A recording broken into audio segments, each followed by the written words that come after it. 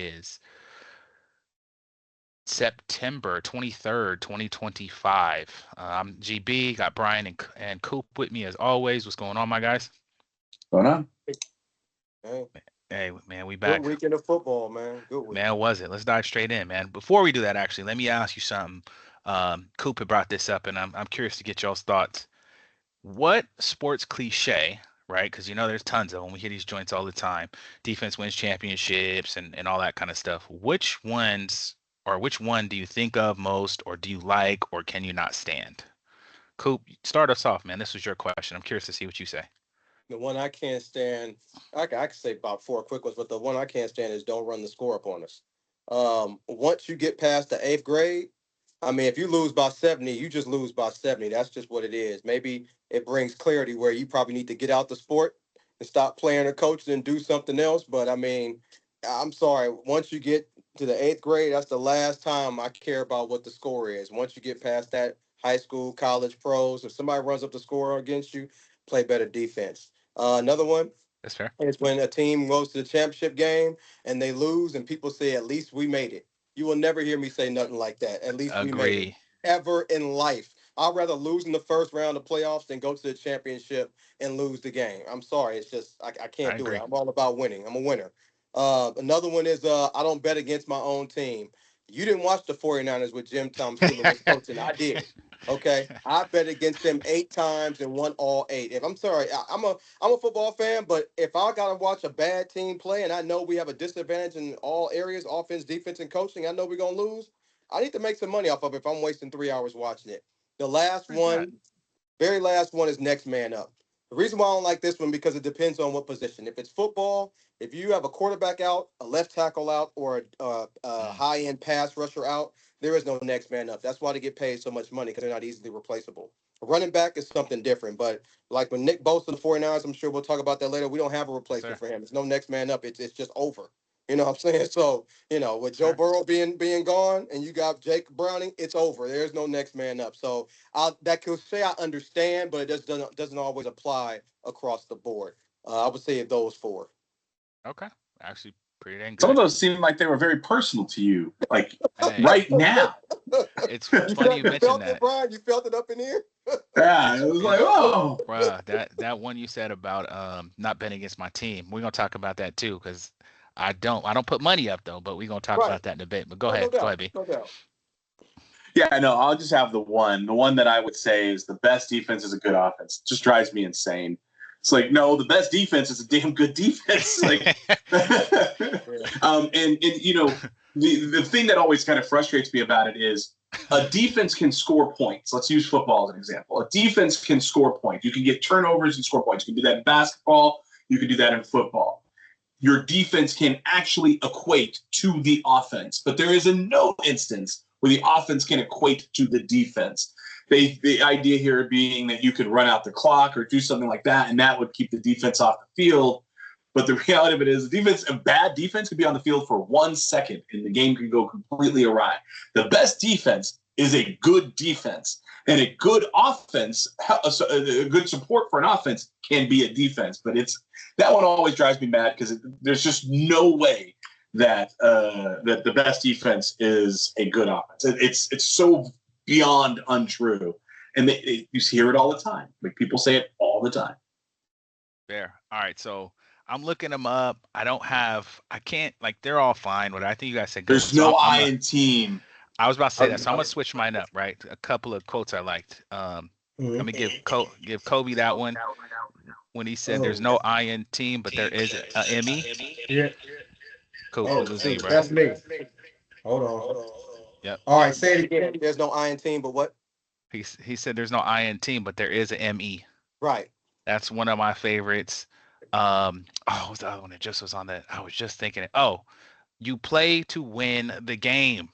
That Herm Edwards, bro. That's one of my favorites. Yeah. Playoffs, the Jim Right. Mora.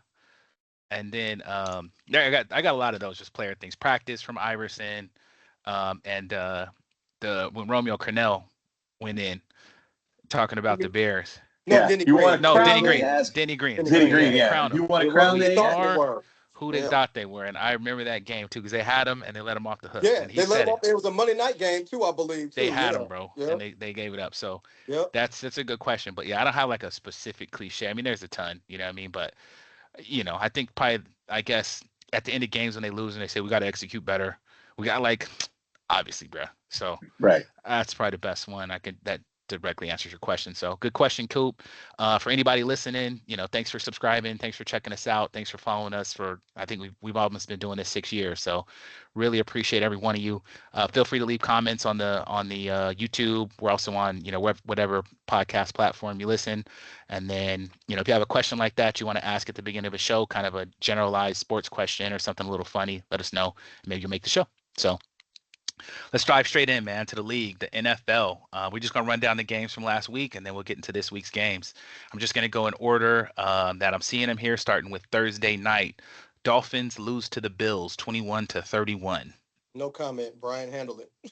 No I comment. mean, look, I think we kind of knew how this game was going to go. You had an 0-2 Dolphins team going against a 2-0 Bills team.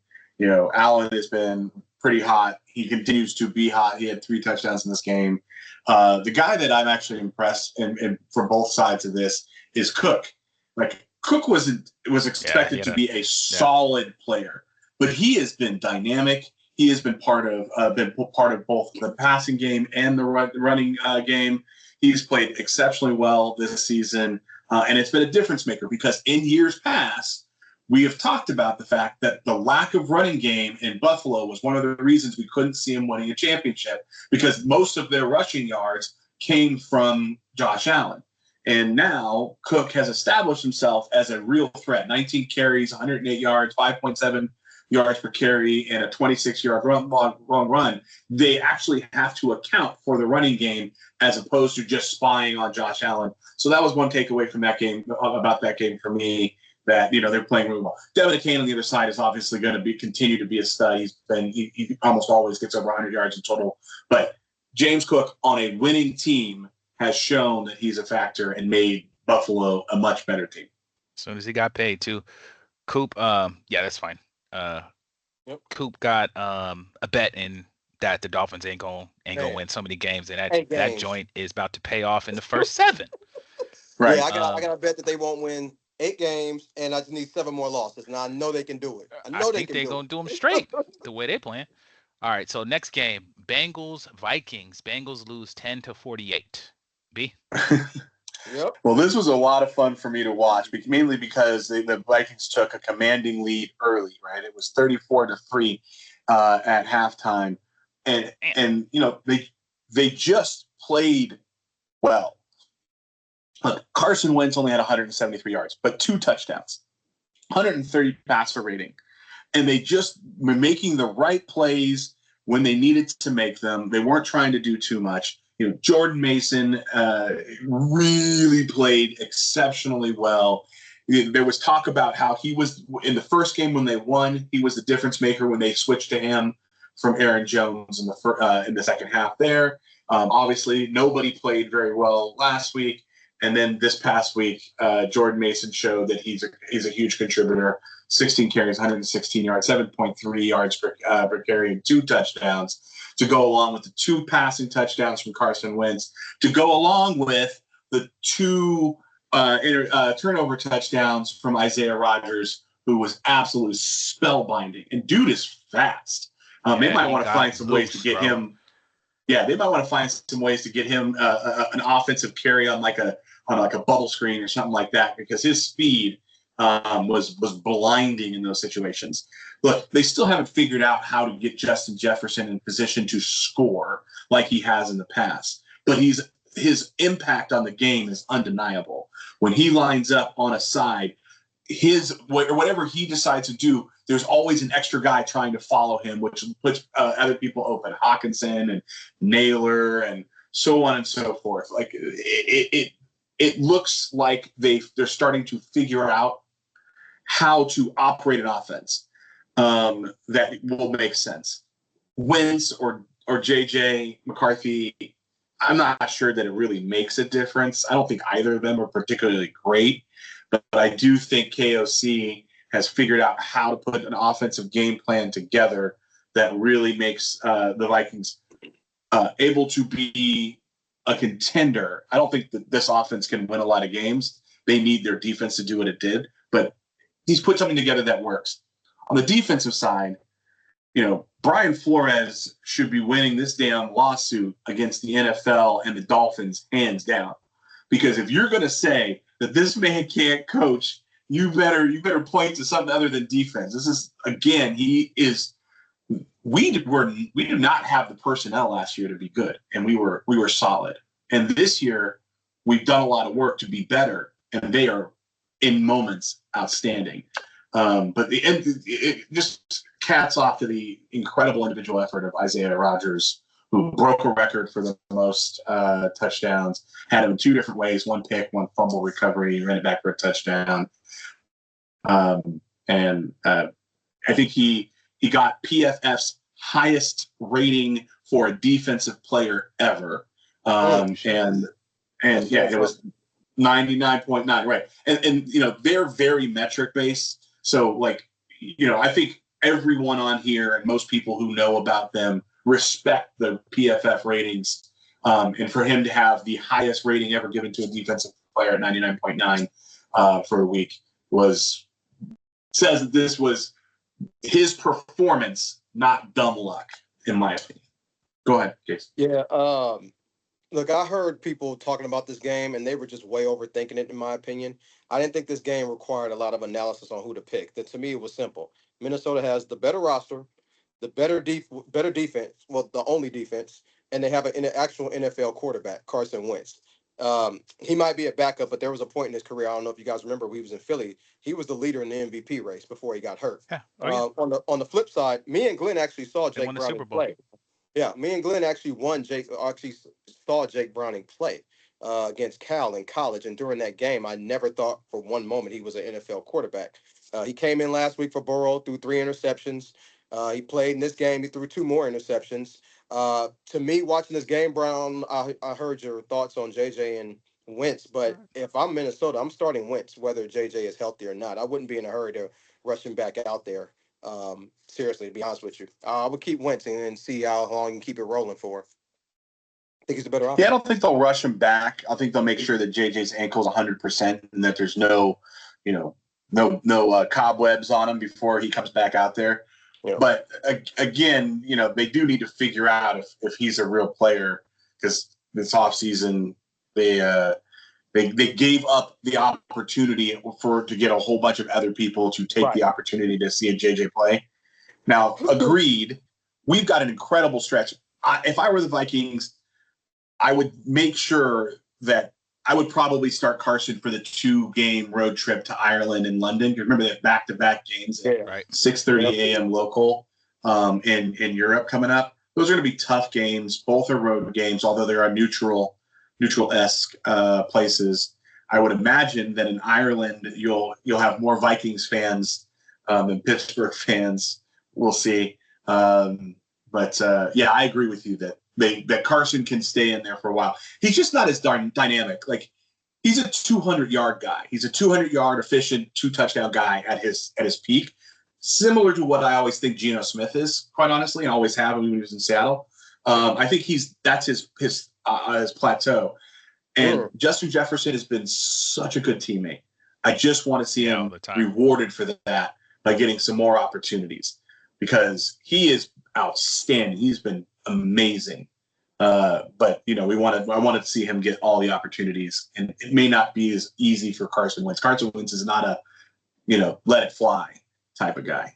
Yeah, nor should you be as a backup, honestly. They reward Justin Jefferson with many opportunities to buy anything. You ain't lying. With all that dang money. So that contract is enough. I do like him, though. I'm not saying it that way, but all right, word. So that's your Vikings Bengals. Texans lose to the Jaguars 17-10. I know we were on opposite sides on that, Brian. I don't know if you actually watched the game, but I said last week, I don't know how you think, but Houston's offense is in trouble. That's the problem. Oh, yeah. I mean, I did not pay very close attention to it. Yeah, I'm surprised we're talking about it. Until Houston has a clue, on what they're doing on offense. I got to stay away from them. I looked at some stats. CJ's only averaging 200 yards passing a game, and he has 2 touchdowns and 3 INTs this year. So it's just not going well. Yeah, they doing him dirty. And having injuries in the running back situation with Nick Chubb, who's kind of the backup to the backup at this point, doesn't help. He only had like 38 yards or something like that. Yeah. Indianapolis Colts 41, Tennessee Titans 20. Colts are 3-0. The Colts legitimately just look good, right? I mean, it is actually kind of amusing to see the New York Giants struggling and the Indianapolis Colts doing so well. And Malik Neighbors last year and this year has said it's not the quarterback. Like I said the same thing when Daniel Jones was here. It's not the quarterback. Well, now Daniel Jones has proven it's not the quarterback. While I would like to say being in the quarterback room for the Vikings for 2-3 weeks at the end of last season when he got cut could have made him. He just looks good. He doesn't look like he's getting lucky. He looks like he's playing good football. And then it's a lot easier to be a good quarterback with Jonathan Taylor in the backfield because everyone is absolutely accounting for him. And even when they do account for him, he's still getting 100 yards rushing. But look, the Colts are obviously far more impressive than I think most people would have ventured a thought other than some crazy diehard fan who probably, we probably wouldn't want to listen to. The Colts have performed. Congratulations to them. Well, the Colts have a roster. Daniel Jones is throwing downfield, and he's just running the offense and not doing too much, which is what the offense coordinator. He's airing it out, though. Shay, that's what I'm saying. He's throwing downfield. Yeah. Shane Steichen, which shows you how bad Anthony Richardson is. I mean, all he wanted to do is just somebody to be functional. On the flip side, Tennessee is just a terrible team. They got to figure it out. That coach is getting fired. They're poorly coached. I don't know if you saw it during the game, but they had like a 57-yard field goal try, then had a false start, and then tried it from 62 and missed. Another team came back, had a short field. I mean, it was just bad. They were discombobulated. I mean, it's just not a good team. But Indianapolis did what they had to do. Good for Daniel Jones. Shane Steichen, man, because don't forget Gardner Minshew was looking nice in Indy too. And got to us. And got to us and wouldn't do nothing. Yeah. So dude does his thing. Right. All right. So next game, speaking of us, Raiders lose 24-41 to the Commanders. So I'm gonna give a little precursor to my minute to win it about perspective. All right. So everything kind of starts with perspective. So I was texting mom, shout out to mom while I was watching the game, and I was saying how, and I told Brian this, like a shift in perspective for me. For one, it started with golf, right? So you go out, you play golf, you're worried about scores, you're worried about getting the hole, oh, I got a bogey, I got this. And I started shifting my mind to, the point of this for me is like, yeah, I want to play golf, but the point is I'm out there with Brian. I was out there with Jonathan last time, hanging out with my guys. It's a nice day. We're having a good time. We're rooting each other on. We're having enjoying some time. Maybe you're drinking something, maybe you're not, whatever. So perspective. So with the Raiders, I had to give myself the same thing, right? And I watched the game from a different angle. I've been every type of Raider fan, is what I noticed about myself. I've been watched games and been mad for hours because we lost, pissed off because of stupid plays, etc. Shifted now to, okay, like what were you actually expecting, right? So if you look at the beginning of the year, and I sat with Koopa when we were down at your house, Brian, during first week of football, and I was saying I think the Raiders can win this many games, and we went through the whole schedule. And we went through, I had us splitting with the Chargers. Now you got to see because the Chargers look good, and we'll get to that. So we lost one, so I had one more.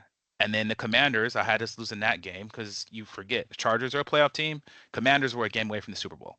So to lose these games to be 1-2 isn't totally a surprise. Now you hoped backup quarterback, maybe you can sneak up on them, right? However, it's still a team that was a game away from the Super Bowl. They know what they're doing. They have an offensive identity.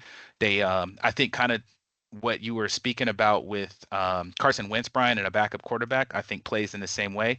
Mariota didn't do too much. They ran the offense well. They ran the ball.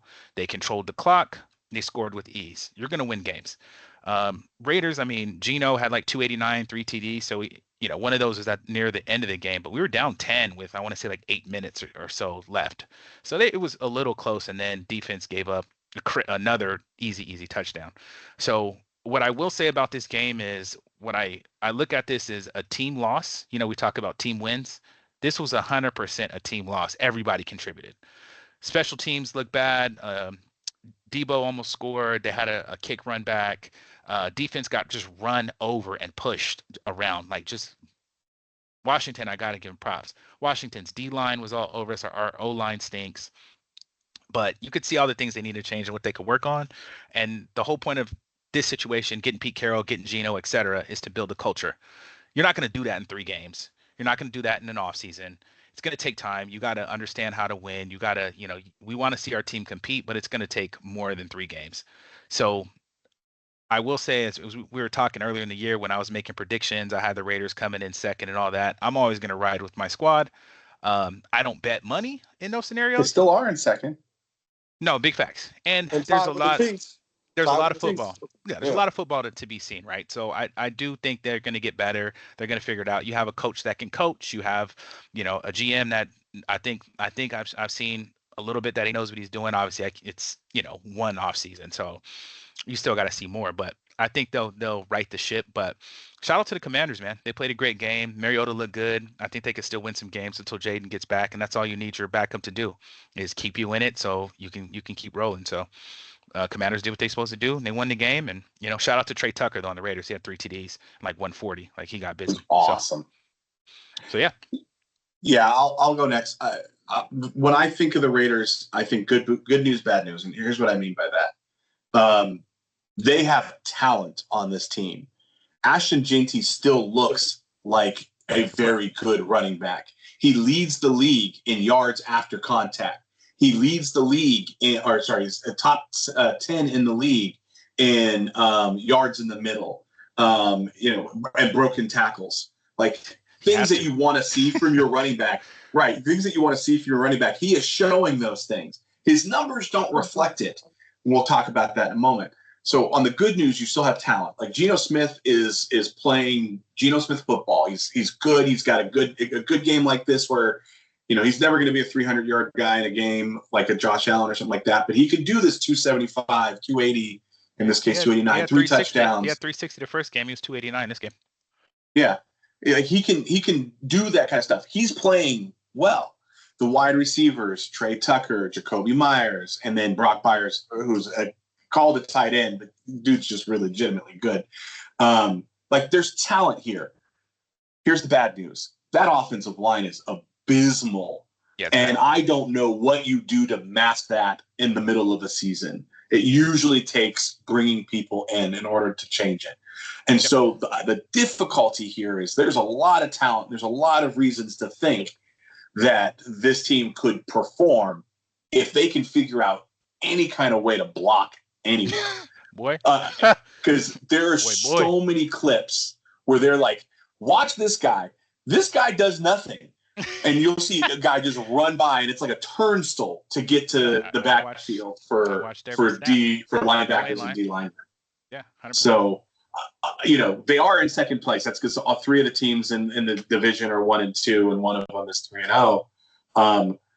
But it's going to be hard because I think these other teams are legitimately good. Kansas City is trying to figure it out, but they're good. Denver, it's shown signs of being pretty decent, and Chargers both of those games. So right, and so the Chargers are playing really well. So this is going to be a really difficult season to have an offensive line that can be pretty easily exposed and take the ball out of some of your offensive talent's hands. So that's what I said, I think. I didn't watch a minute of this game and nor a highlight. As soon as I find out Marcus Mariota was starting, I was good. I mean, I heard he's a cool guy. Heard he's fun to be around, but I'm not a fan of his game. I mean, I watched enough of him in Tennessee get coaching staffs fired. So I was surprised they scored 41 points. Sometimes it's the organization. Who else has been good in Tennessee? Who else has been good at the Giants? Who else has been good in the Bears? That is underrated. I think that's the biggest thing. That's why Daniel Jones is getting some love. That's why Sam Darnold turned it around. That's why, get in a situation where you can succeed. That's why I was a fan of Caleb at USC. And the minute he was going to the Bears, I said, I am done because there's no quarterback that's going to be good in Chicago. I mean, Ben Johnson had him doing a little something, so we'll get to that later. All right, so that's Raiders Commanders. Next game, Rams Eagles. Rams lose 26-33. Heck of a game, man. What, block, field goal at the end, run it back. Oh, my gosh. Great game. Crazy. Other than the 49ers game, this was a game I was interested in for monetary purposes. The Rams have faced Hilarious. the Rams have faced two teams this year who can't run the ball. Houston and Tennessee. That's not the Eagles' problem. They can run. The Rams' weaknesses is And interior offensive line and cornerback. Can't have a weak interior offensive line when you're playing against what's the name, Jalen Carter and Jordan Davis, the middle of Philadelphia's defensive line. They also got AJ Brown, who they finally used in the second half because the first half was so damn bad. If you would have told me the offense coordinator got fired at the end of the game, I would have believed you. I mean, it was that bad. But in the nice. second half, they got AJ Brown the ball and they leaned into what Jalen Hurts does best: throw the deep ball outside the numbers. I've always said he's a good deep ball thrower outside the numbers, and the best game I ever saw him play was a Super Bowl that they lost against Kansas City. He's AJ definitely Brown's good. a really good receiver. He's really good. You don't want to be like Russell Wilson with Malik Neighbors only have 13 yards receiving. You want to utilize who you have, and they finally did that. That you said the block and everything that happened. I'm just happy Philly covered the -3. I was just very happy. Brian, what's up in that game? This was a really great game. I watched this game, pretty intently, and quite honestly, the Rams played better football for most of the game. And if you looked at just the game without looking at the scores, you would have thought that the Rams were going to be able to win this. Right. But they completely fumbled away, obviously, with the block kick for return for a touchdown. And the other thing is that it got to the point where their offensive play calling, which is weird, was so predictable. They kept on trying to run on first down, and they could get no yardage. And it took them a quarter and a half before they actually did a pass on first down. And, of course, that got them a first down. They got to be a little bit more dynamic when they realize something's not working. They got to be able to go, okay, this didn't work, and adjust, because they have so much talent. Kyron Williams is real. Blake Corum has shown that he could possibly be real.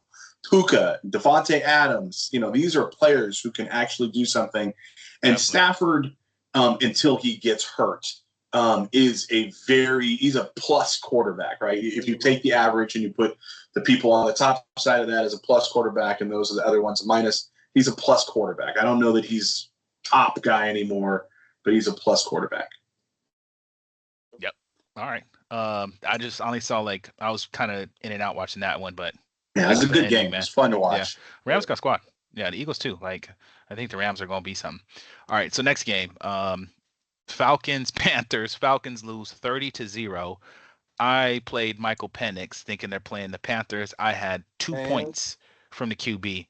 The fact you had 2 points is amazing. Most people had 0 or less. Bro. Brian, go ahead and start. I know Penix is your boy. Go ahead. Yeah, he hit my boy. But yeah, no, and here's the thing. He looked really bad. He looked like he didn't know what was going on out there. They did him a favor by taking him out of that game and putting Kirk Cousins in. They've got to figure something out. It's weird that he looks so much worse this year than he did last year when he has an extra offseason of prep. And just looks like he's never seen what's going on. The moment looks too big for him, which is weird. And that's wasting Bijan Robinson, who might be, if you just take running backs for talent right now, he might be the best running back in football right now. But he's lost on a Falcons team. Reminds me a little bit of McCaffrey when he first started being wasted away on a crappy team until he got to San Francisco. He went to the Super Bowl too that one time, right? Yeah. Go ahead. Yeah, Atlanta, they're the Pits, man. They gave Kirk Cousins $90 million. Hilarious. Said they lousy. They're the Pits. They have Bijan Robinson. They got Drake London. All these damn coaches, and they played against a team that gave up more points in NFL history in the season than anybody, and they didn't do nothing to improve their defense. And they only scored 0 points. I mean, you can lose in the NFL, but you can't lose against this Carolina team, especially when I can't name one player on their defense. Bryce Young you can't get skunked by him at least. Bryce Young had 121 yards. Man, no TDs. Michael Penix has 1 touchdown all season, and he looks awful. And after this game, they fired the wide receiver coach, and they made the quarterback coach the wide receiver coach. And before he was the wide receiver coach, before he was the quarterback coach. So I don't know why the wide receiver coach is the scapegoat. And then lastly, their offensive coordinator. This is the most overrated move in sports and football. I hate this move. when the offense coordinator Zach Robinson, the Atlanta Falcons, said he's going to move from the booth down to the field, it doesn't make a difference. You're either good at your job or you're not. What the hell? It doesn't matter where you're sitting at. Steve Wilkes did that for the He's going to call 49ers. his plays through Madden next. I mean, it's right. I mean, Steve Wilkes did that for the 49ers, and still the defense was still getting shredded. It don't matter if you're Vic Fangio in the booth or Robert Saleh on the sideline. Either you're good or you're not. I mean, moving from the booth to the sideline is not going to make a damn difference. But anyway, Atlanta is they're the pitch. That's funny. Steelers, Patriots. Steelers win 21-14. Watch that game, Brian. I had it on, so I can tell you that I had it on. Nothing really interesting about this. I just wanted to see what was going on. Of course, they ran to Aaron Rodgers after the game. They're like, "How does it feel to win and haven't won?" Blah blah blah. This, that, and the other thing. It's like, man, he threw for 139 yards. Like, I think we just said Bryce Young threw for more. He was horrible. Well, I anyways, asked you about that because I know we were on opposite sides of this one. I know you took Pittsburgh and I took New England. I don't know if you watched as much of this game, but New England had 5 turnovers this game. They kept fumbling the ball. Drake May had a fumble, interception in the red zone, and then they said Travion Henderson doesn't play because he can't pass block. So you rather have fumblers in the game than somebody like him who actually doesn't fumble. But whatever. I mean, Steelers won. Yeah. I thought the Steelers would win because they're a better team, especially on defense. It turned out to be a little bit along those lines, but Pittsburgh did not play well. They just won the game by default because New England played worse. Anyways, that's how you win a game sometimes. We'll talk a little bit more about that when we get to San Francisco.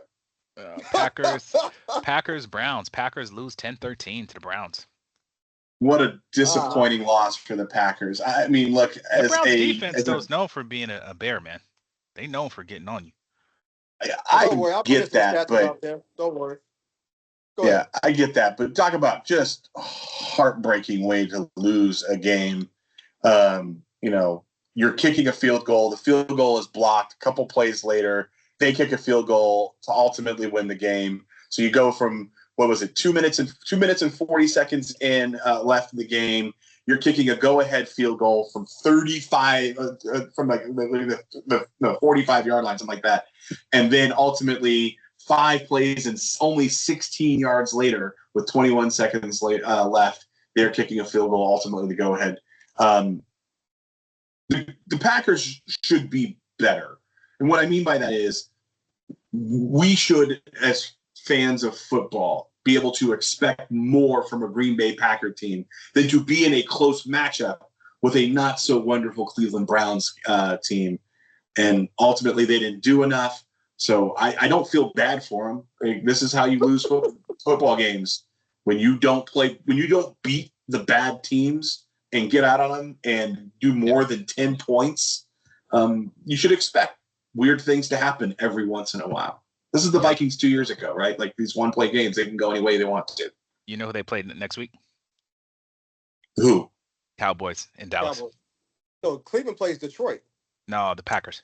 Oh, the Packers. Packers. Oh, yeah. Packers. Yeah. So I have a feeling they're gonna be very motivated to get on their head. Go ahead, Coop. Dak's gonna get touched. I expect this game to be close because I think Cleveland was undervalued based on that game last week in Baltimore, but I still expected Green Bay to win because Cleveland always finds ways to lose. You cannot run on the Cleveland Browns. You just can't. Derrick Henry had 23 yards rushing last week against them. The reason why they got blown out against Baltimore is because in the second half, Cleveland had a couple of interceptions, a fumble return for a touchdown. Baltimore just had all short fields in the second half due to Cleveland miscues. But the last couple of weeks, I talked about how Green Bay, I've talked about how many passes they call and run plays they call, and it's about 50-50. And the reason why I mention that is because Jordan Love is like Jared Goff. He needs a run game to be productive, for them to be successful. And Josh Jacobs only had 16 carries for 30 yards, and the backup had 5 carries for 16 yards and another one for 9 yards. So, and Jordan Love was getting hit. I still think they should have won the game, but I mean, I expect it to be close because Cleveland outdoors, man, they're a problem. I mean, they're a tough out, I would say. They're bad, but they're still a tough out. Yep. I'm with Brian. They shouldn't have lost to Cleveland. Next game, Jets Buccaneers. That was also a crazy ending. I gotta say, man, it was 27-29 Buccaneers. That boy Baker Mayfield, man, he got it. Like that fool's clutch, man. He figures out how to win, bro. Yeah. Well, if you give him some players, You got to give him players. You give him players like he had at Oklahoma. Oklahoma, remember he had Hollywood Brown and Mark Bro, Andrews and he's done CeeDee it all, Lamb and man. all them and He's Joe done it Mixon. on multiple teams. I mean, the Panthers he didn't do good, but with the Browns, they won a playoff game with The him there. Browns, yeah, He Browns, but that was mainly Nick Chubb. But he had a the squad there. He got a Rams. squad with I mean, Tampa you got to Bay. get to the playoffs, right? He had the Yeah, Rams. You had now with the Bucks, he's found a home and bro plays, man. Like he's yeah. honestly, I think he should probably be up there as far as kind of clutch guys. Guys you want if you're He's been making it if you happen. need a QB, that's one of them guys. Yeah, he's been And making there's it a happen, lot of man. talent on this team. I mean, Bucky Yeah. Irving has shown that he's really solid. Rashad White, just a couple years removed from being one of those it guy on the running back on the map. And then Emeka is showing that he is going to be very good for in the future. Mike Evans unfortunately got hurt, but Chris Godwin is about to come back. So at some point in time, if everything gets right, this could be a very very interesting team because Baker knows how to use the talent. Right. Yes, he does. Get you the ball. Yeah. I mean, with Mike Evans being hurt, that's why you draft the best player available. That's exactly why, and they did that when they got the receiver. Yep. Jets. Hey, Jets is running them up though. I gotta say they putting some points on the board. They're not winning them games, but they putting some points up. Well, one of the few things that makes sense to me about the Jets is that they have Tyrod Taylor backing up Justin Fields. They play very much the same. They're both, the leading rusher in their games. They're both, decent but not real big passers. And Tyrod Taylor did what we were just talking about backup quarterbacks. Didn't throw for a whole bunch of yards, 197, but got you 2 touchdowns. Also had a pick, but didn't lose the game for them. Don't put you in danger. Ways. Yeah. He gave the team a puncher's chance. I mean, they're 0-3. So the fact that they only lost by 2 to a 3-0 Buccaneers team says that that it wasn't about Tyrod Taylor and the backup quarterback in this situation. And plus, Tampa has much better offensive talent, so to keep it that close, yeah, they've been doing it. Next game, Broncos Chargers, man. Chargers win 23-20 real quick. That boy Justin, man, I can't hate on it. He played a solid game. The Broncos have had, obviously these are division rivals, so I hope they both lose. I wish the score was -20 to -45, but they played a tight game. That was actually the game I was one of the top ones I wanted to watch because they're both have good defenses and pretty solid offense. I thought Herbert, that pass to tie the game, wiggling out, I think it was like second or third down, getting out of a sack, fading to his left and throwing it across his body, hitting I think he hit Keenan Allen in the end zone over like 20-something yards. That was a hell of a throw. So I had to give him that. I will say, as we kind of talked about, we're talking about quarterbacks and systems, et cetera. He's obviously definitely benefiting from coaching 100% because they're calling good game plans. The defense is playing well. And the Broncos have just kind of had bad bounces, man. They could have won that game last week, but had a penalty. The Colts get another chance at the kick. This game, I mean, they were right there. They were up 7 with a few minutes left, I think it was. So, and they let them come back, and then they couldn't move the ball, and then they scored again. So, Chargers looking solid. Broncos, I think, have more losses than their losses are there, but they're not necessarily a 1-2 team either. So, I got to give them. Hey, it was a good game. Here we go. Yep. So here's the interesting thing about this. This is Justin Herbert's worst game of the season. Yes, he threw for 300 yards, but he also threw for his first pick and only had a QB rating of 76. In the other 2 games, he had QB ratings 122 and 131. Big difference. So he is proving that he can win when it's not as easily laid out for him. And this was a divisional game. What? Yeah, okay. Go ahead. I seem pretty easy laid out, but all right, go ahead. I mean, the Denver Broncos are not horrible. They're not great either. But the main thing I want to say about the Chargers is what an embarrassment of riches at the wide receiver position. Going into this season, all the talk was about Ladd McConkey and how he was incredible last season and how he is going to, what they're trying to do is bring in Keenan Allen and Quentin Johnson to give options to say they can't double or triple team Ladd McConkey. And Ladd McConkey's, still playing well, but he's almost an afterthought. Quentin Johnston is just week in, week out making massive plays. Yeah. And Justin Herbert is like a baby with his pacifier getting Keenan Allen back. There's just a comfort level between those two that is working exceptionally well for this team and this offense. Um, it, the Najee Harris injury is truly unfortunate. You never want to see someone go down that way. But Omarion Hampton is going to get a full-fledged opportunity to show that he's a one back. And so far in limited, it looks like he might be able to do that. And the Chargers are 3-0 in their division, which is huge. All 3 wins, and they'll get Yeah. Khalil Mack Oh, back in a that's month. right. That's right. But the main story to me in this game is the Broncos. They won a lot of games last year with their defense, and so Bo Nix can be conservative on his throws, and they won some games. To me, I think this year they've been in more shootouts or the games where defenses aren't playing so well, and Bo Nix just can't keep up. I honestly believe if Denver had a better quarterback, Yeah, they would have won this game. Seriously, watching Bo Nix and Justin Herbert in sure. this game was just like night and day. Like I said, I don't care about how much Sean Payton hypes up Bo Nix. I saw him in college. I don't get it. I just don't get the hype Bro, on him. he missed a crucial throw at the end. He had him too, and he was Yeah, I like just don't get it. 12 inches in front of him. I will say, for to help people out, I always say, "Why do you like Herbert? Why do you like Herbert?" No one ever says anything. He looks like a quarterback. He throws a really good ball. He usually makes the right read, right, and he plays within himself. I'll say that. Throws a great deep ball too, so that can help you guys out for anyone who doesn't why I like Herbert and can't say any reasons. Those are the reasons. And why I say coaching and kind of laid out B was like he killed us with a deep pass and he got them with a deep pass. Both times Johnston was wide.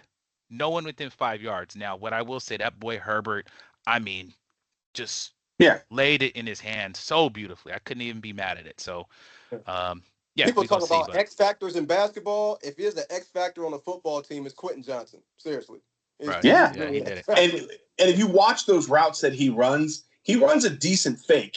Like Yeah, both times, I think he faked in and then went out, That was right? out. Yep. And caught him.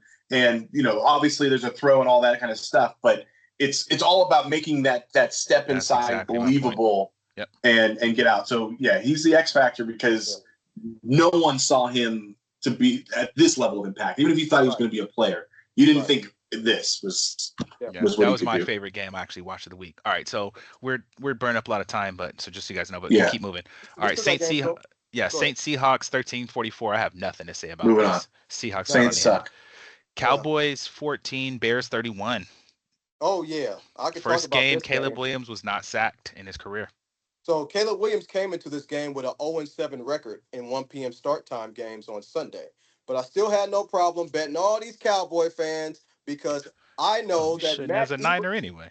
Matt Eberflus, the ex-head coach of the Bears, is the defensive coordinator for the Dallas Cowboys. I'm And, weak. and Wow, after I saw him make Russell Wilson, who is not good, look good, I was like, oh yeah, give me Caleb because the defense of the Cowboys does not have the players or the coaching to take advantage of Caleb's weaknesses. And there were guys wide open all game, and I was man, loving it. Loving it. Okay. Now look, the offense is still a work in progress, but I just need them to beat the Cowboys, and they did. So I'm happy. B. bro, So he threw a pretty you good deep think ball that too. so you don't think the Chicago Bears have really shown that they're going to be good going No, forward? no, It was not just yet. a good matchup for them this week. Yes. You But you know who exactly. the Yeah, you know I the agree Bears with play you. next? You know the Bears play next? Who? Las Vegas Raiders in Las Vegas. Oh wow, I didn't know that. Okay. So I guess All right. we'll get to find We'll get out to real that later. quick. Yep. Yeah, we'll get to find out real quick. All right, so if we're good there. Next game, Cardinals 49ers. Cardinals lose 15. 49ers get them at a field goal at the end. Final score 15-16. Coop. Yeah, I'm trying to go as long. Look, San Francisco goes 3-0, and I don't know how. The offensive game plan, as I saw, is to give the ball to Ricky Pearsall on pass plays, who's Sure pretty good did. actually. He's Yeah, actually better than Marvin Harrison to me, and to force feed Christian McCaffrey, and then play good arguable. defense and just stay and pray that we win. This game was Stay and extremely, pray. yeah, seriously, this game was I like extremely that. boring for 2.5 hours, and because the 49ers have personnel issues. And I actually watched a field goal attempt. I haven't done that in a while because we got rid of Jake Moody. So I actually watched a field goal attempt. So it Yeah. was actually good to see some field goals go in. But it wouldn't be the 49ers without injuries. Bosa's gone for the season. First round draft pick, Mikael Williams, he missed time, and now Mac Jones is hobbled. But this is why you pay Damn. coordinators a lot of money because coaches matter. The 49ers are not in a good place right now, but the players are doing just enough to put them in position to win. Of course, I have enough sense to know we can't keep playing a season like this, but got 3 wins out of it. I knew Mac Jones returned to Mac Jones. He had an interception and a horrible safety. He had a slightly underthrown pass to Ricky Pearsall, but he put it in good enough position where Ricky can make a huge fourth down catch in the fourth quarter. That was a huge catch and a gutsy call and a gutsy pass by Mac Jones. Jared Goff had something similar against Baltimore. On the flip side with Arizona, my take, I don't know how you guys feel, but I just don't see it with Marvin Harrison. People have to be careful with these Yeah, can't he miss had a prospects and campaigns like bad Tank for drop. Tua and Tank for Caleb because and most recently it was Tank for Arch until people actually saw him play. But the reason you gotta be careful is because these can't miss prospects don't happen in every year in every draft. Marvin Harrison, he's a big body, but he can't separate. He drops passes, and Kyler Murray just doesn't look for him. He doesn't target him a lot. To me, Malik Neighbors is just light years ahead of Romeo Doomsday and Marvin Harrison. But Yeah, he's a beast. to be honest with you, I really don't know how Arizona lost this game. I just think this was right for the taking, and they just ended up losing off a last second field goal, even though they They were covered the right there. spread. Yeah, B. Yeah. I watch this game because I watch it when with the things here. If you remember, I actually picked the 49ers to win this game. Yep. Winning ugly in these types of games when you're using backup quarterback and you're suffering through injuries is huge because you're going to have to do it multiple times throughout the season. The 49ers did it here. That being said, I think that they have suffered too many injuries to overcome that in the season, and it's actually a problem for them that they're 3-0. It's early in the season, and everyone's only 2-1. So they're one loss away from being right back with the pack. Right. Yeah. Given all the injuries, given everything that's going on, I think this is going to be a rough season for the 49ers. I wasn't really a fan of them at full strength. I'm not a super fan of them at, I wouldn't say half, but significantly reduced shape. On the Arizona Cardinals, Kyler Murray keeps on proving why they're going to move on from him at the end of the season. He shows so little ability to understand how to make the big plays or how to use the players that he has. Trey McBride, I don't, find Marvin Harrison may not be the guy, but Trey McBride is really good. Oh, yeah. And he led the league in receptions for tight ends last year. Also, James Conner getting hurt sucks because James Conner runs hard every single time. But I've been a big fan of Trey Benson. For those of you who listened to last year's show, he was the rookie running back that I stashed in a bunch of leagues and was telling other people to keep and stash leagues. And he's going to get an opportunity, I think, to make the most of it. This is not a good team. Chiefs 22, Giants 9. B. Jackson Dart, congratulations on the starting job for the New York Giants. Yeah, they got to do something because coach is on chopping blocks. They just tried anything. Was it Dable? That's the coach. Yeah. He probably deserves to lose his job. The only thing I want to see for the rest of this season is Cam Scatabo, because this dude plays football like we say football players, and I put that in air quotes, should play football. His chip block on, I don't know if anyone's seen this clip, his chip block on a lineman where he laid out the lineman, and the dude was panting on the ground. It was just a chip block. He runs hard. He scores touchdowns almost every single week. He's the only thing that's interesting on this team. There's nothing else. I know Malik Neighbors is supposed to be great, but with 2 receptions for 13 yards because the quarterback's not doing anything, he's muted. Whereas Scatteroo can at least be interesting. Go ahead. The thing about the Giants is they're not like Tennessee. They have actually players who would start for other teams like Neighbors and Dexter Lawrence and Brian Burns and everything. But Russell Wilson, I keep saying he's bad. His days of being a playmaker been over. He just sucks. I've been saying his that. days of being a player are over. People talking about, you see the game last week? I was like, yeah, he threw the ball up to Malik Neighbors and prayed he caught it against a bad Dallas defense. That's not a strategy to do every week. I know people are shocked about what happened, how he wasted 4 downs late in the fourth quarter by throwing 3 passes, not in the vicinity of any of his receivers in a quarterback sneak. But if you watch the game against Washington in week 1, the Giants are the only team in NFL history led by Russell Wilson to have 10 tries inside the 10-yard line and score 0 points. And you want to know how? It's because he was throwing the ball the same way he did against KC into the game. The dude is bad. And if they put him out there again next week and not play Jackson Dart, they need to fire the coaching staff immediately because Russell Wilson should not play anymore. He's just not good. All right, On so the flip side, go ahead, go ahead. Now I want oh to talk no, about no, no. KC. Now I want to talk I about mean, KC. I For was just sure. gonna. They did what they did. I'm trying to Yeah, because exactly. The Lions Ravens game. I'd assume you both would want to spend some time on. So Yeah, the Brian, you can start. Chiefs are supposed to win that game. Yeah, go ahead, Brian. Start with the Lions Baltimore. Ravens. Lions win 38-30. Yeah, go This ahead, was a B. fun game to watch. I was obviously rooting for the Ravens, but Me too, fantasy wise. yeah, yeah. Well, fantasy wise, actually, I have Goff too, but I was rooting for the Ravens because I want the Lions to take an L. Um, you, Derrick Henry's so good, and there's nothing that should be taken away from him. And this is a guy who had one fumble last year and has had one in every game in the most critical moments. And for any person who wants to try and say, "Oh, Derrick Henry's not a good running back or has lost it or whatever," no, weird things happen. They've happened to him. He will correct it. This team will be That's good. yeah. Trade They're him to just me not. if you think he's weak. Yeah, exactly. This is one of those things that happened. They will recover from this and go on to be better. Period going forward. It was nice to see Mark Andrews play decent again. He had 6 receptions, 91 yards, and 2 touchdowns. Lamar Jackson continues to prove my point for years that he is a thrower of the football with 288 yards and 3 touchdowns for 148 QB rating. I believe that was the highest QB rating of the week. And Jared Goff just went and did his thing. The thing about Jared Goff, I like him in fantasy leagues, but there'll be one week where he scores 1 touchdown, and next week he'll score 4. It's never Offense, there's though. never any Yeah. level of consistency.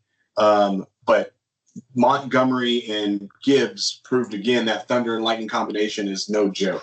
Crazy, and that line is insane. That old line Yeah. is the line of dreams. Yeah, Cool. yeah. This game actually felt worse than the final score indicated. I just thought Detroit would probably beat them by more. But look, I felt Baltimore win this game because they were at home and Lamar does very well against NFC teams. But Detroit went back to basics. Yeah. They just ran the ball, and that's when Jared Goff is at his best. The defense had Oh, 7 so good. sacks against Lamar. 7. They didn't do like Yeah. most teams try to go upfield and let Lamar escape. They corralled him. They did the right thing, which is actually hard to do because Lamar is damn sure hella elusive. And they pushed around Baltimore for 4 quarters. Detroit's roster, my take in this game is Detroit roster is clearly buried in Baltimore's. And it got me thinking about these AFC Detroit's just not. quarterbacks, Lamar, Allen, Mahomes, Burrow. They all got paid a lot of money, but their rosters are not as good as Detroit because the quarterbacks make a lot of money. But then, so that I don't know if that'll be a factor in the playoffs, but it was just something I took notice of.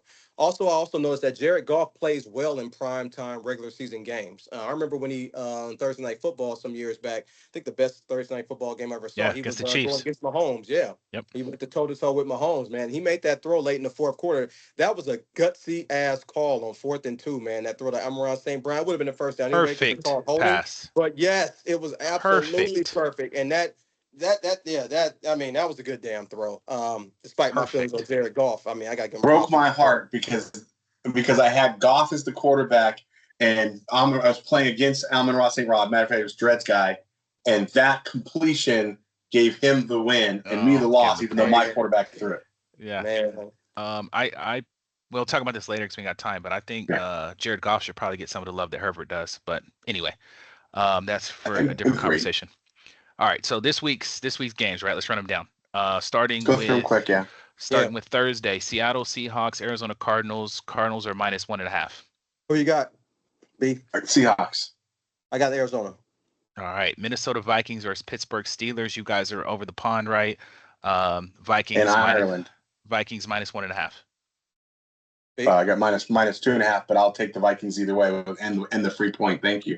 Oh no, you're right. That was the open. You're right. It's -2.5. The Vikings are a more talented team. Aaron Rodgers has been kind of skirting by, but I think the Vikings are the better team. I'm not saying that they're great, but they're the better team.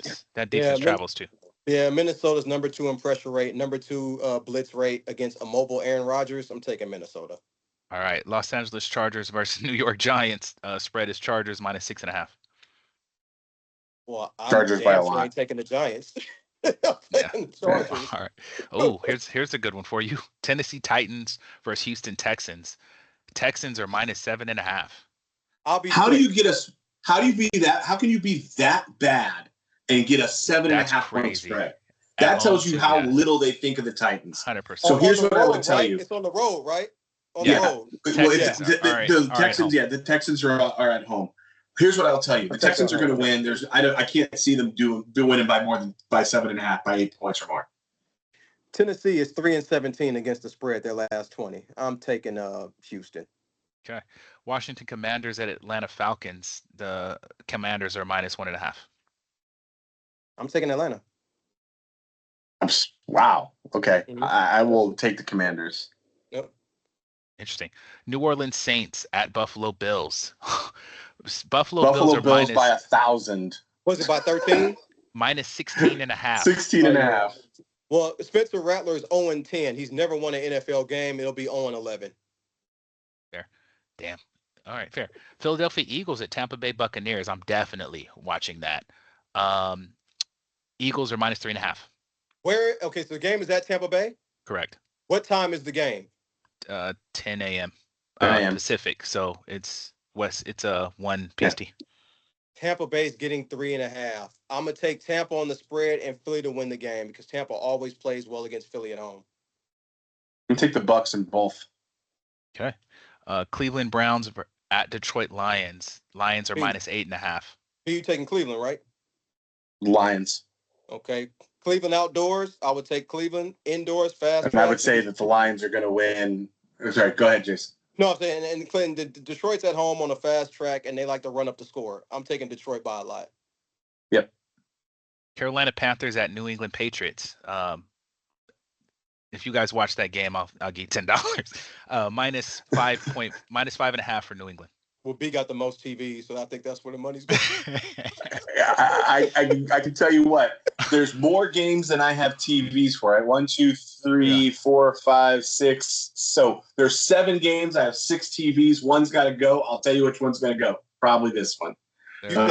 Anyways, who's the home team? Carolina at New England. I'll take New England. All right. Yeah, I'll take New England too. Jacksonville at the 49ers. 49ers are -2.5.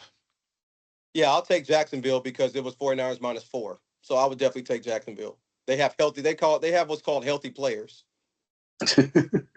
I'm going to take the 49ers again. This is the second time in the week that I've been on the opposite side of Jason. Got to win by 3 for his team. I just think they know how to win ugly. They're going the courses are going to correct themselves, but it's not going to happen yet because these teams are just objectively bad. It will definitely happen against the Rams the following week, but yeah. Hey, speaking of that, yes. I'll tell you right now, they're losing to the Rams. Yeah. Yeah, no doubt. This is a good one, though. Speaking of the Rams, that's a perfect segue. Indianapolis Colts at Los Angeles Rams. Rams are -3.5. That's definitely a game I want to watch as well. That's going to be. I'm going to take the Rams too, because I think that they're better than they showed last week. But I will not be surprised if the Colts pull something out. The Colts are a different team this year. Okay. Yeah. The Rams was picked. Be honest with you, I'll be actually surprised if Indianapolis won in LA. I mean, Daniel Jones on the road it's a better quarterback. Yeah, I'll be surprised. It's a different team. That game is close. Indianapolis is for real. Baltimore. A tale of 2 1-2 teams. The Baltimore Ravens versus the Kansas City Chiefs. Ravens are -2.5 in KC. Who you got? Baltimore. I got Baltimore. Going into this, going to play the Chiefs in their place and winning. Okay. Well, Kansas City can't run the ball, and they got offensive line issues. That's not a recipe for success against Baltimore. I'm taking Baltimore. Okay. Next one. Chicago Bears at Las Vegas Raiders. The Bears are -1.5. Raiders. I take Bonnie Chicago, Indiana Jones, Temple of Doom. I'm taking Chicago. Yep. Man, yeah. I got to go with my team. I'm hoping for the best. Green Bay Packers at Dallas Cowboys. The Packers Green Bay are by a bunch. -6.5. When Green Bay beat them in the playoffs, Dallas was better. Now Dallas is worse, and there's no Micah Parsons. That's the Micah Parsons return home game. Green Bay. Oh, he going crazy, bro. Dak Prescott seriously needs to limp to the sideline and say, I don't want to play this game no more. Because Micah Parsons is going to go for that man. I can see Parsons getting an unsportsmanlike conduct penalty against Dak Prescott. Seriously, I can see that happening. Because the Micah, reason he didn't get his money is because Dak got his. So I don't know the line. I'm just saying this. Micah Parsons over under 1.5 sacks. over. I would take over because he knows the weaknesses of this team. I would say There. over. I Yeah. think he has. Yeah, I Yeah, think he the has. offensive I think he line. has at least 1.5, like maybe 2 or 3 pressures. That's funny. The offensive line. Yeah, he's gonna go crazy, or he's gonna try. All right, Monday, September 29th. You got What's a game I will not watch? neither of these.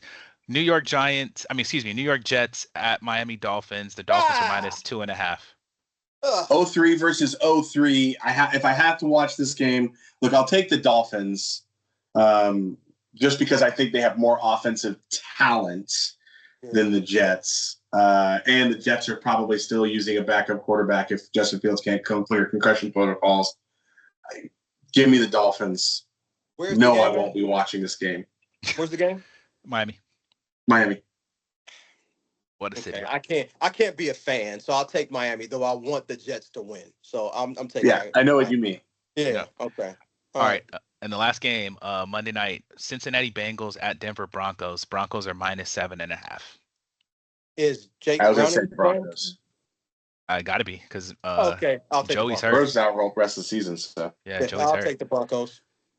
All right, word. Cool. Hey, man, you guys ran it through. That brings us almost to an hour. Let's last couple segments, man. Starting with the game ball. Coop, that's your segment. Who you got? Game ball goes to the Detroit Lions offensive coordinator and defensive coordinator. Hell of a game plan. Sure Love the did. way the offense played. It wasn't no trickeration. They just got straight to basics, just pounding the rock, using their roster, using their running backs. I like that double option thing they did too, where they gave it to one running back, he flipped it to the other. I kind of like that play. Defense It coordinator, was man, awesome. stopping Lamar Jackson. He's the most dynamic player in the NFL. Stopping him is Yep. absolutely, positively hard. They didn't stop him, but they somewhat contained a little bit of them, corralled them a little bit, as much as they could, much as anybody could. Had some big And stops when they needed it. yeah, they got to stop. Lamar, of course, he's gonna make some plays because he's dynamic. But Detroit did their thing on offense and defense, so I give my game ball to both of those coordinators. Cool. B. Isaiah Rodgers, because what he did in that game was not only unparalleled and historic. from a defensive performance, but it was also the reason that the Vikings won. He created momentum for the team. He put them on the right track, and it made them look like they were playing a lot better. But it just gave them all the swagger and the moxie they needed to win this game, and hopefully another game or two coming after this. Well played. Mine goes to the Golden State Valkyries. Shout out to my aunt Jill who hooked the brother up with a ticket to go to the playoff game last week. They played the Minnesota Lynx. Shout out to they're obviously Joe Lacob and then Peter Gruber on the team, also on the Warriors. They did that organization has done a great job. First year, win the most games ever for expansion. Go to the playoffs. Their coach Natalie Nakase wins the coach of the year, from what I understand. Oh, good for her. Watching the game, man, was had a good vantage point of it. The game was in San Jose, but they play in San Francisco at the Chase Center. So this game was at SAP because of some scheduling conflict. I hope they do that every year, that they're in the playoffs, because I think it's great because it's a Bay Area team, Golden State, right? You get more fan engagement. The environment was amazing. The fans were into it. They were cheering like crazy. They end up losing at the very, very end after being up like 17 throughout the game, but they just did a fantastic job with what they built. I mean, the mascot is cool. It's like looks like a little woman bird with like a cheerleading outfit on at the time. They're representing for the Bay. They're playing Mac Dre with Get Hyphy signs in there, and people are going crazy. Like just how they did it was fantastic. It was something I'd have loved to have Jace with me and Alyssa and JoJo, and I mean, it was just a fantastic atmosphere. They're all like the right age where I think they would have enjoyed it. It was great. And they did a really, really good job with what they built. So my game ball goes to the Golden State Valkyries. Next segment, Brian said this once and we laughed, and it's been a segment since. What is a bunch of hogwash? Brian, start us off. Yeah. Sorry, Glenn. But my hogwash goes to the clear and blatant problem with the offensive line related in the Raiders. How does Brennan Carroll have his job still? Like, I do not care who your dad is. Apologize to me, Playboy. I'm with you. You cannot keep your job when the O-line is playing this bad. Gotcha, They son. absolutely need to, Pete Carroll needs to go, son, love you. You could still be a special assistant to the backup quarterbacks or Yeah. something, Hey, but stay you around. have got to give up the reins on the O-line because it is abysmal. And it is the only way that they can make this team perform at the level they should be performing at is to make a change. It is absolute hogwash that he still has a job. Brendan Carroll needs to go. Hey man, I ain't got nothing to say to it. Don't That's fair apologize to enough. me. So I understand that kids listen to their dad, so I'm gonna give Shador a slight pass on this one and make my hogwash about Deion Sanders. So Deion Sanders admitted that he told the Ravens not to draft Shador because you don't learn anything from the bench. The problem with this is, well, you're Deion Sanders, so yeah, it doesn't apply to you. You're going to get drafted and Fair. play. Shador is a fifth round draft pick Yeah, it needs and a some time. That's quarterback. fair. So you know what those guys do? They sit on the bench. They start on the bench. They're not starting. That's what happens when you're a late round pick. So That's fair. Dion saying he's not comfortable with Shador playing behind Lamar Jackson is mind-boggling to me because I don't understand. Number one, you're going to be in a couple blowouts, so you're going to play in the game. But number two, when you want him to go to an organization like the Baltimore Ravens that actually knows what they're doing, they're not a train wreck, they have some type of vision. I mean, you fully support going to the Cleveland Browns. I mean, who actually drafted a quarterback before Shador, who they actually like better. And when was the last time? I know Brian talked about Chicago. When's the last time a quarterback was good in Cleveland for more than 5 years? I mean, it'd be hard to probably Bernie Kosar. You got to go back to the 80s. Wow. So I think you're probably kind of crazy to want to pick to go to Cleveland over Baltimore. I mean, look what Sam Darnold did with the 49ers. He was only there one season, passed for 297 yards, and parlayed that into a $10 million deal with with Minnesota Vikings as a starter. I mean, stuff like that happens all the time. So I don't know. Just because you're a backup doesn't mean you won't eventually get to play. I just think that was just a bad move, bad advice to go to Cleveland over Baltimore. Yeah, not like Dion has any experience with the Ravens or anything. Well, yeah, Um, yeah, he played for him actually. Yeah, right. right. Mine goes to when I was at the game at the Valkyries. I'm tying this in again. Is the concept that I don't watch women's sports. Take it however you want it. As I'm sitting there watching the game, I'm seeing professional athletes making fantastic plays, hitting jumpers. Coaches is coaching. Role players is playing their role. I had a fantastic vantage point too, so you can actually see each play develop. I'm seeing that the Valkyries are very well coached. I'm seeing that the Lynx are well coached too because they weathered that storm, came back in to win the game. But just watching the play set up, open jumpers hit, play movement, that whole concept. Women's soccer, golf, etc. The concept that I can't watch women's sports for typical we get kind of what I hear often is just like the reasons don't necessarily pan out. And I think for me personally, this is nobody's thing. I think most of it and all of it is rooted in misogyny, unfortunately, for where we live. But that's kind of my thought. It's hogwash the idea that I don't watch women's sports. There's too many fantastic athletes to not be a part of it. So Oh, that's I'll my watch women's tennis. I will watch that. bro, all of it. I got to be honest. Olympics, I'm watching it all. I Olympics, mean, yes, I'll watch that. whatever, bro. Mhm. Them women was hooping, and they deserve the respect as professional athletes because they was balling, like point blank. Women's soccer, I love all of it. Like, if you like sports, it's sports. I mean, it just is what it is. So, and I can't pretend that slam dunks are the main reason I watch basketball because it's not. And that's one of the main differences. Obviously, size and all that, but I don't really care about men running into each other. So, anyway, so that's that. Last segment, minute to win it. Mine, Coop, I'm gonna go first on this one. So Yep. mine is gonna be about the power of perspective. So just something I think about, and I was mentioning that with how it changed my perspective on golf, changed how I'm watching the Raiders. But to any of you listening, the concept that your internal thoughts create your exterior world, right? So the perspective at which you put on things is gonna most often end up how it's gonna turn out, right? If you go into something saying it's gonna be terrible, probably is. If you say I'm sure I'll learn something from this, you probably will. If you say it's going to be good, very good chance it works that way. All the whole point being, your attitude on a subject or matter is definitely going to affect how you handle it and what it means to you. So that's kind of my thing. It's helped with the Raiders for sure because when that game ended, I was like, man, they got a lot to work on and continued about my day, and it was not always like that. So that's mine. Coop, what you got? Mine is I finally figured out why 49ers players get injured so much. Uh-oh. It's the doctors on the 49ers staff. Oh So yeah. Nick Bosa, like a lot of people, know their own body. I know my own body. You guys probably know your own body. Well, the 49ers doctor checked him out and told Kyle Shanahan he's good. Bosa said something is wrong. I'm not good. I think I have an ACL tear or Achilles or something. Oh, yeah, And that's it bad. turns out later that he does. The fact that the doctor, the 49ers doctor, after checking him out, could not diagnose this as an issue.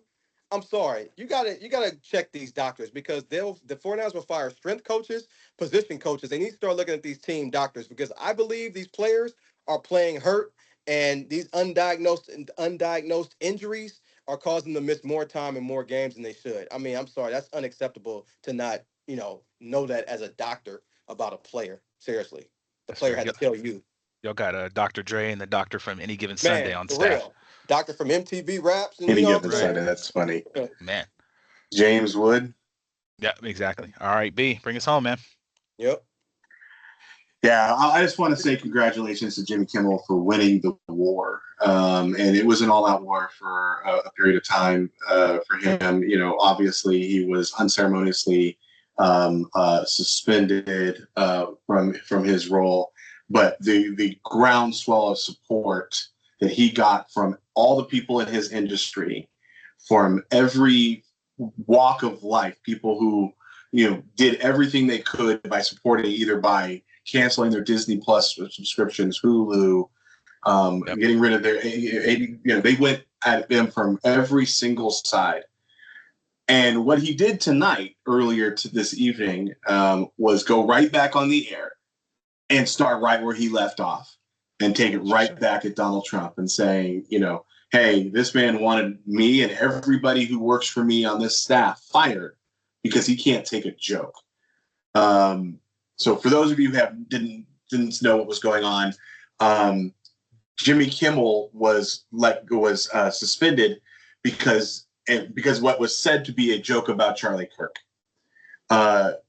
He actually didn't make any jokes about Charlie Kirk. If you look at what he said, he actually said it's a tragedy anytime someone is killed for their points of view. And we should all be able to agree about that. And then he made a joke about Donald Trump's reaction to everything. And Donald Trump took it upon himself to basically get him kicked out.